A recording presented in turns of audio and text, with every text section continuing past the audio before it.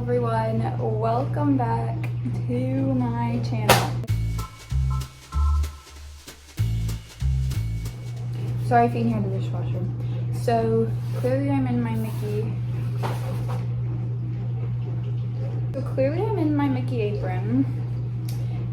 So that means only one thing. It is another Disney food recreating episode. If you're new, my name's Annabelle. I'm vegan. I make recipes that aren't vegan into vegan recipes. I do a lot of baking. I do Great British Bake Off stuff, all of that. So if that interests you, please subscribe and let's get started. So like I said, today is the second video I'm doing with vegan Disney foods. So I am doing random Epcot foods today. So my mom sent me this article website from Disney Food Blog, which if you don't subscribe to them, you need to. And it was like 10 Epcot recipes you need to make now.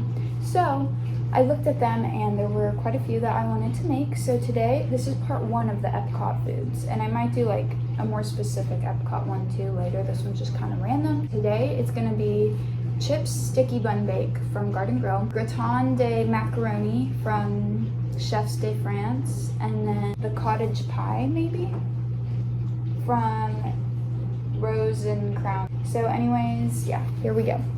So I started with chips sticky bun bake. Seemed like a breakfast to me. It's from Garden Grill. That is the rotating restaurant in the Land Pavilion. So anyways, I mixed 1 1/4 cup butter. I would recommend using stick butter, not the margarine like I did. 2 teaspoons of cinnamon, 2 1/4 cup brown sugar, and 1/2 cup of applesauce. I used the applesauce to replace the 2 eggs because this wasn't a vegan recipe. I'm making it vegan. But like I said, I would use the stick butter and maybe even leave out the applesauce because it was too liquidy in the end. But anyways, I mixed that all together and put it in the fridge to chill.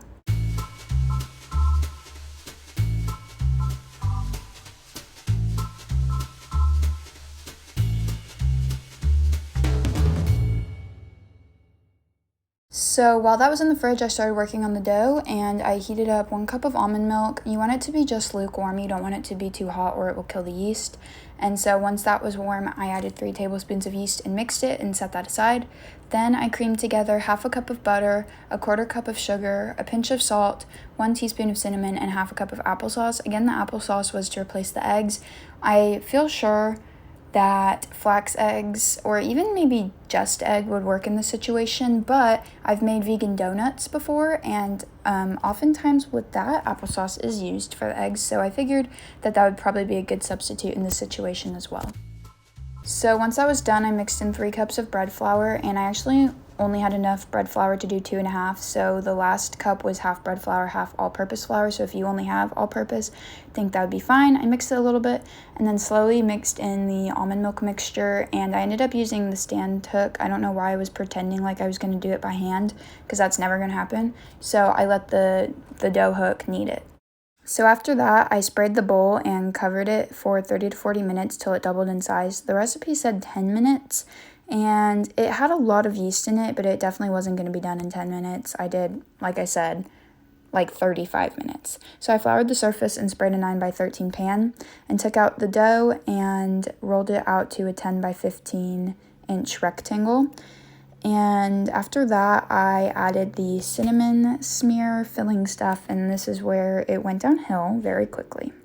So as soon as I started spreading it, I knew there was going to be an issue. It was way too thin, even though it had been in the fridge. So I would recommend, if yours looks like this, doing half of the filling on the inside and using the rest to pour on top.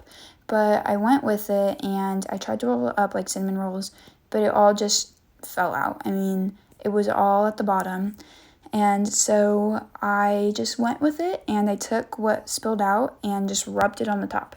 And now I know this looks not very appetizing at all, and I'm sorry that you have to see this, but this is how it happened.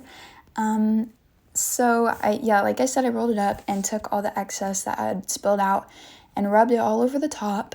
And then I cut them into like 1-inch pieces, and that made even more come out, obviously. So when that happened, the recipe said to cut it into quarters. Now, I didn't want to keep cutting it because just more and more and more would come out. So I cut it in half and put those halves into the pan, touching each other like you would for monkey bread. And then I took the rest that had spilled out and scooped it on top of the little buns, and then I covered that for 45 minutes. And while that was resting, I preheated the oven to 350. I actually probably covered them more like 25 minutes, and that was fine. So I was too impatient to wait any longer.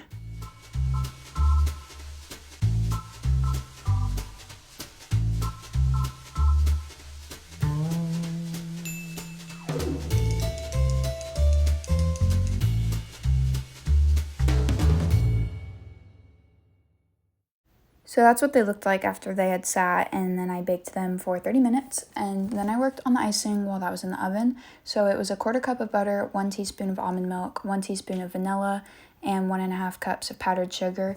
It actually ended up being enough liquid. I thought I was going to have to add water or more almond milk or something, but I didn't. You just have to keep mixing it. So I set that aside until they were done baking, and once they were done, I let them cool for like 5 to 7 minutes maybe. And you want them to be warm when you drizzle on the icing. So that's what they looked like out of the oven, and after a few minutes, I poured the icing on, like I said, and then I cut it into 10 servings. The servings ended up being really big. It was actually very filling, and I even added peanut butter on mine, which made it even better. In the clip of me trying it, there wasn't peanut butter on it, so that was the reaction to the plain. But after that, I added peanut butter, and it kept me full, so you know, it might not be the most nutritious breakfast, but it's probably the most delicious, and you need some deliciousness in your life, so I would make this.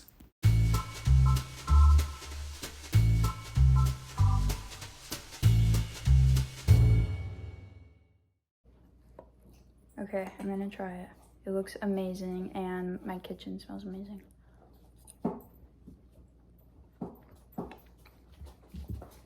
Oh my god. This is so good. And it was worth the mess that it made. That is an 11 billion out of 10. So the next random Epcot recipe I made was gratande macaroni from Chefs de France. So I preheated the oven to 400 and started boiling some water. And then I tried to heat up 3 cups of almond milk, but I couldn't find a bowl that fit it. So I made a mess. But anyways, heated that up and then melted a 1/4 cup of butter and then mixed in a 1/3 cup of flour and cooked that for a minute. And then once that was done, I slowly added the almond milk and 1/8 teaspoon of nutmeg, a pinch of salt, and 1/2 teaspoon of pepper. And then I let that simmer for 10 minutes and I continued to whisk it. Then while that was happening, my water was finally boiling, so I added my pasta. I used Bonza chickpea pasta. That sounded weird. Bonza chickpea pasta. And I happened to have the rotini, so I didn't want to buy more pasta and waste it, so I used the rotini even though that's not the traditional one. Anyways, after my stuff was simmering, I turned it down to the lowest setting on the stove and added 1/2 cup of heavy cream and 60 grams of cheese and whisked that until it was all melted. Then I strained my pasta and poured the sauce over it. And then I sprayed a 9x13 pan and added the pasta with the sauce. And then I used the other half of the cheese, so another 60 grams of cheddar cheese. It was supposed to be Gruyere, but I couldn't find any vegan Gruyere.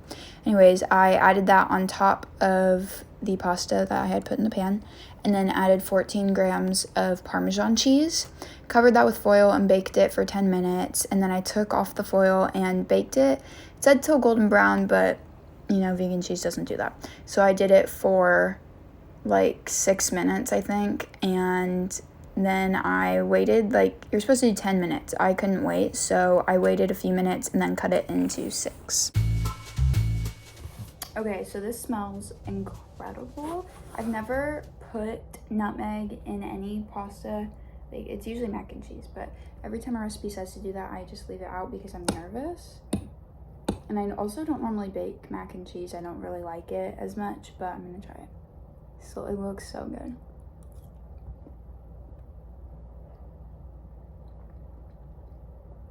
Wow. That's good. That was definitely worth the effort. I wish it was a little bit cheesier. It's more like creamy than cheesy, but it's really good. And I would highly recommend this. Oh man.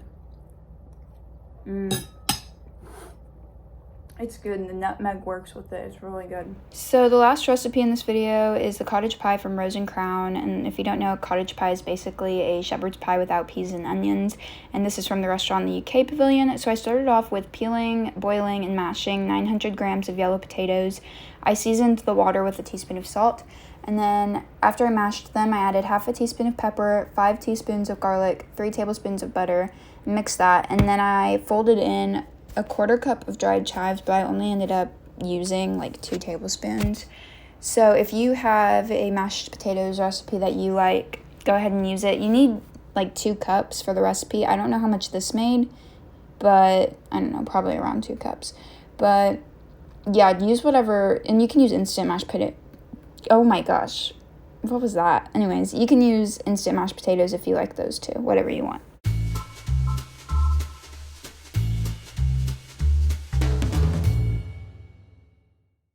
Once that was done, I set it aside and preheated the oven to 400. I forgot to say this recipe makes 6 servings.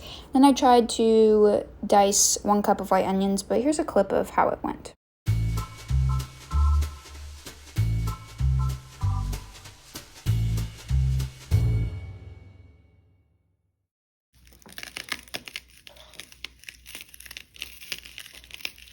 This is really difficult with your eyes closed. Okay. My eyes, they hurt so bad, they hurt. My eyes. I'm not kidding, it hurts really bad. Hold on. Oh my god, I can't open them. Can you give me paper towels? It hurts so bad. Alright. What do you want me to do with this rug? Fix my eyes. I don't think I can fix them, honey. So as you can see, that was a big struggle. So I only used what I was able to cut. I just couldn't do it anymore. So I used like a 1/4 cup of onions. Anyways, I melted a 1/4 cup of butter, and then I added in the onion and cooked that for a few minutes until it was brown. Then after that, I added in 24 ounces or 1.5 pounds of Impossible meat, a pinch of salt, half a teaspoon of pepper, and a 1/4 teaspoon of thyme, and cooked that until it was brown.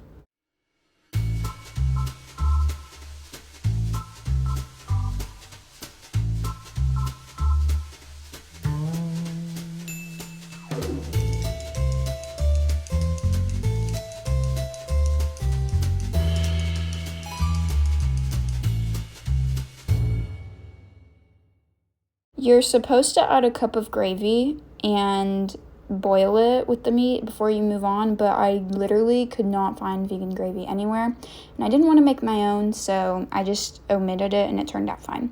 So anyways, after that, I sprayed a casserole dish and added the Impossible meat mixture and just spread it out. And then after that, I put the mashed potatoes on top and spread that out evenly as well. And then I took 2 tablespoons of butter and added like a little dollop where each serving was going to be. So since I knew I was making 6, I added 6 little dollops. If that makes sense. You can definitely add more or less, whatever. It doesn't really matter. Anyways, so then I cooked that. I ended up doing, I think, 18 minutes, but 15 to 20 minutes should be good, just until they're nice and golden.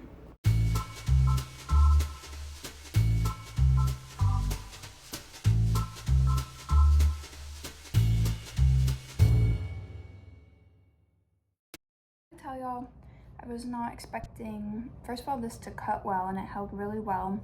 I wasn't expecting to like it, but it smells and looks very good. So I wasn't expecting much, but I think this will be good. I can't remember if I've been rating the other ones, but I'll just go ahead and rate it. So I added some Parmesan cheese on top. Didn't melt how I wanted, but it's vegan cheese, so okay. Cheers.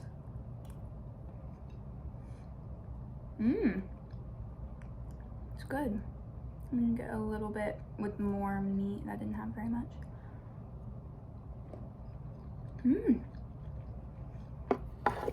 It's pretty good. I'd give it